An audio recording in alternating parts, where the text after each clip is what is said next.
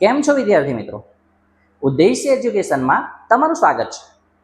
આજના આ વિડીયોમાં આપણે સ્ટાન્ડર્ડ ગણિતના વિદ્યાર્થીઓ માટે ચેપ્ટર નંબર 1 વાસ્તવિક સંખ્યાઓના હેતુલક્ષીના ટૂંકા પ્રશ્નોને જોઈશું.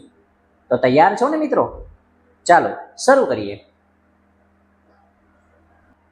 પહેલો સવાલ છે, વર્ગમૂળ 9નો વર્ગ વત્તા 40નો વર્ગ એ સમય કે અસમય સંખ્યા છે? તો મિત્રો આપણે જોઈ શકીએ છીએ કે અહીં વર્ગમૂળમાં પ્રથમ છે 9નો વર્ગ. 9નો વર્ગ થાય છે 81, 40નો વર્ગ થાય છે 1600. આ બંનેનો જ્યારે આપણે સરવાળો કરીશું ત્યારે થાય છે 1681. અને આપણે જાણીએ છીએ કે 1681નું વર્ગમૂળ એટલે 41. અહીં 1681નું વર્ગમૂળ નીકળ્યું છે એટલે કે આ સંખ્યાનો સમાવેશ સમય સંખ્યામાં થાય છે, એટલે કે આપણો આન્સર છે સમય સંખ્યા. નેક્સ્ટ છે, નીચેનામાંથી કઈ સંખ્યા અસમય સંખ્યા છે? અને નીચે ઘણી બધી સંખ્યાઓ આપી છે, તો આપણે જોઈએ એક પછી એક કઈ સંખ્યા અસમય છે. પહેલી સંખ્યા છે 1/2. જ્યારે આપણો આનો ભાગાકાર કરશું તો આપણો આન્સર છે 0.5. આ સંખ્યા શાંત છે અને શાંત સંખ્યાનો સમાવેશ હંમેશા સમય સંખ્યામાં થાય, એટલે આ સંખ્યા આપણી છે સમય સંખ્યા. ત્યાર પછી છે 4/8. આનો જ્યારે આપણે ભાગ ચલાવશું ત્યારે પણ 1/2 એટલે સિમિલર આ જ આન્સર છે, એટલે આ સંખ્યા પણ આપણી સમય સંખ્યા છે. ત્યાર પછી આપણે જોઈ શકીએ છીએ કે 100નું તો વર્ગમૂળ નીકળી શકે છે 10, એટલે આ 100 પણ સમય સંખ્યા છે. 25નું વર્ગમૂળ પણ નીકળે છે એટલે 25 પણ સમય સંખ્યા છે. પરંતુ 2નું વર્ગમૂળ નીકળતું નથી, એટલે કે આપણી વર્ગમૂળ 2 એ સંખ્યાનો સમાવેશ અસમયમાં થાય મિત્રો, એટલે કે આપણો આન્સર છે વર્ગમૂળ 2. પછીનો સવાલ છે, 35 અને 22 નો ગુસા કેટલો થાય? આ સવાલ આપણને માર્ચ 2022માં પૂછાયો છે. જોઈએ મિત્રો, 35ના અવયવ છે 5 × 35. એવી રીતે 22ના અવયવ છે 11 × 22, એટલે કે 2 × 11. આપણને શોધવાનો છે ગુસા, અને આપણને ખબર છે કે ગુસા એટલે બંનેમાં જે સેમ હોય છે તે. પરંતુ 35 અને 22ના અવયવોમાં કોઈ પણ સંખ્યા સેમ નથી, એટલે કે ત્યારે આપણો ગુસા 35 અને 22નો 1 થાય છે. નેક્સ્ટ છે 18 અને 81 નો ગુસા કેટલો થાય? આ સવાલ આપણને માર્ચ 2024માં પૂછાયો છે. તો જોઈએ, 18ના અવયવ છે 2 × 3/2. એવી જ રીતે 81ના અવયવ છે 3/4. મિત્રો ગુસા એટલે જે સામાન્ય અવયવ હોય એમાં નાની ઘાત. તો આ બંને સામાન્ય અવયવોમાં નાની ઘાત છે 3/2, એટલે આપણો ગુસા 18 અને 81 નો થાય છે 3/2, અને એને સોલ્વ કરશું તો 3નો વર્ગ એટલે 9, એટલે આપણો આન્સર છે 9. ત્યાર પછી છે 20a² b અને 30ab² નો ગુસા કેટલો થાય? આ સવાલ પણ આપણને મે 2021માં પૂછાયો છે. જોઈએ મિત્રો, 20 અને 30 આ બંને સંખ્યામાં આપણે પહેલા તો અવયવ કરીએ. 20ના અવયવ છે 2² × 5, 5 × 24, અને 30ના અવયવ છે 2 × 3 × 5.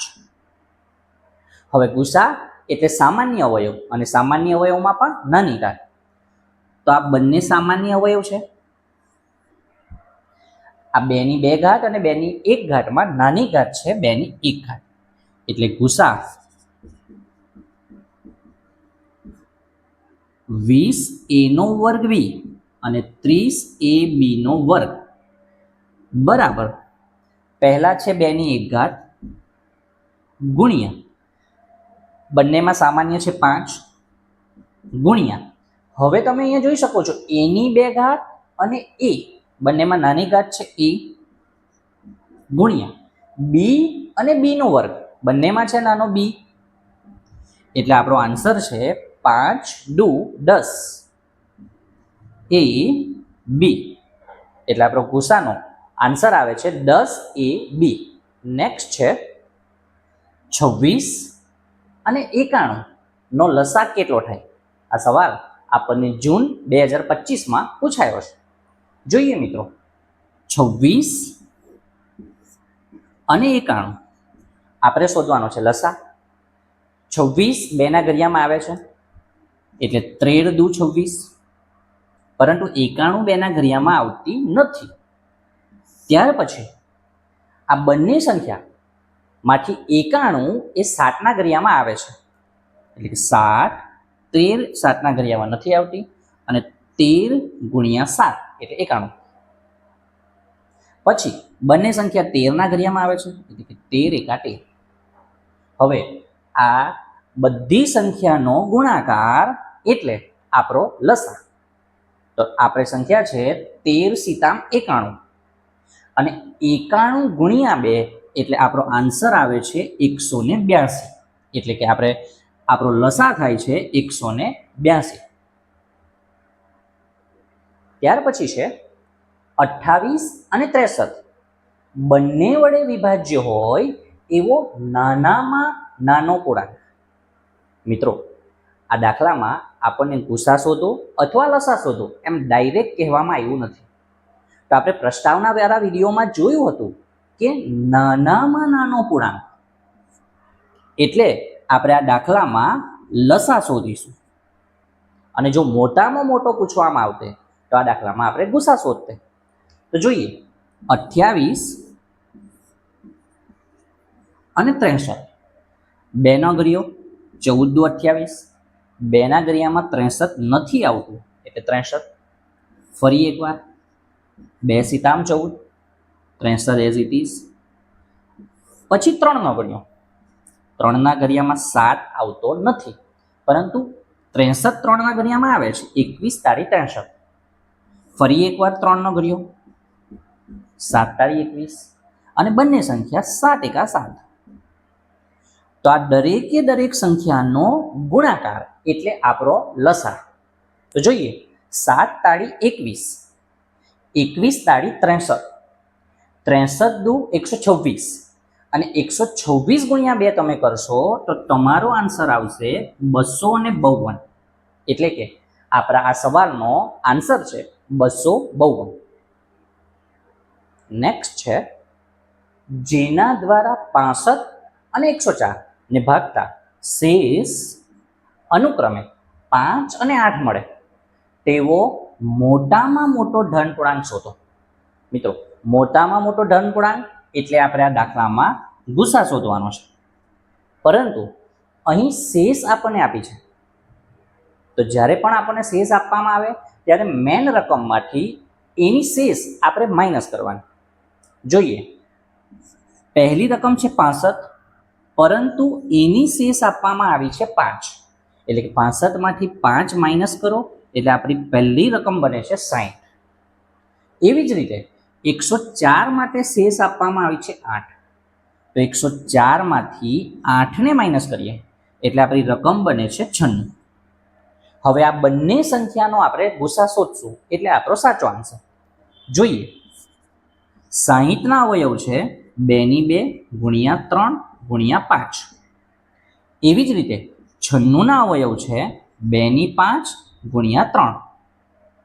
તો મિત્રો, ગુસા એટલે જે પણ સામાન્ય અવયવ હોય એમાં નાની ઘાત. તો આપણા આ સામાન્ય અવયવ છે, આમાં નાની ઘાત છે 2 એટલે આપણો ગુસા છે 2 ગુણ્યા 3 પણ સામાન્ય છે, એટલે બીજો અવયવ છે 3. તો જોઈ શકો છો 2 ની 2 ઘાત એટલે 4 અને 4 તાળી 12, એટલે આપણે આન્સર લખશું મોટામાં મોટો ધન પૂર્ણાંક 12 છે. ત્યાર પછી છે જો પી, ક્યુ અને આર ભિન્ન અવિભાજ્ય પૂર્ણાંક હોય તો તેમનો લસા શું થાય? આ સવાલ પણ આપણને માર્ચ 2025માં પૂછાયો છે.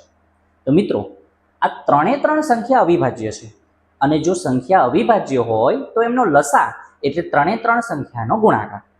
તો આપણો આ ખાલી જગ્યાનો આન્સર છે લસા બરાબર પી, ક્યુ અને આર. નેક્સ્ટ છે જો એ, બી અને સી ભિન્ન અવિભાજ્ય પૂર્ણાંક હોય તો તેમનો ગુસા અને લસા બંનેનો ગુણોત્તર કેટલો થાય? એટલે કે આપણને પૂછવામાં આવ્યું છે ગુણોત્તર ગુસાનો અને લસાનો. મિત્રો, ગુણોત્તર એટલે ભાગાકાર.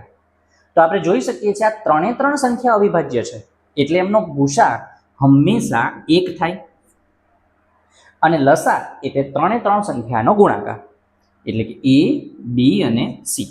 એટલે આપણો આન્સર છે 1/a/b/c. આ આન્સરને આવી રીતે પણ લખી શકાય 1/a/b/c. નેક્સ્ટ છે નાનામાં નાની વિભાજ્ય સંખ્યા અને નાનામાં નાની અવિભાજ્ય સંખ્યાનો લસા કેટલો થાય? મિત્રો, આપણે જાણીએ છીએ કે નાનામાં નાની વિભાજ્ય સંખ્યા એટલે 4 અને નાનામાં નાની અવિભાજ્ય સંખ્યા એટલે 2. આ બંનેનો આપણે લસા શોધવાનો છે. જોઈએ મિત્રો, 2 એકા 2, 2 દુ 4, ફરી એકવાર 2 નો કર્યો તો બંનેનો લસા થાય છે 4. એટલે આપણો આ આન્સર છે લસા બરાબર 4. ત્યાર પછી છે અંકગણિતનો મૂળભૂત પ્રમેય લખો. આ સવાલ પણ આપણને જૂન 2024માં પૂછાયો છે. તો અંકગણિતનો મૂળભૂત પ્રમેય કંઈક આ રીતે છે: દરેક વિભાજ્ય સંખ્યાને તેના અવયવોના ક્રમને અવગણીને અવિભાજ્ય સંખ્યાના ગુણાકાર સ્વરૂપે અનન્ય રીતે લખી શકાય છે. ફરી એકવાર, દરેક વિભાજ્ય સંખ્યાને તેના અવયવોના ક્રમને અવગણીને અવિભાજ્ય સંખ્યાના ગુણાકાર સ્વરૂપે અનન્ય રીતે લખી શકાય છે. આ સવાલ પણ આપણને જૂન 2024માં પૂછાયો છે. એટલે આ અંકગણિતનો મૂળભૂત પ્રમેય તમારે યાદ રાખવાનો છે.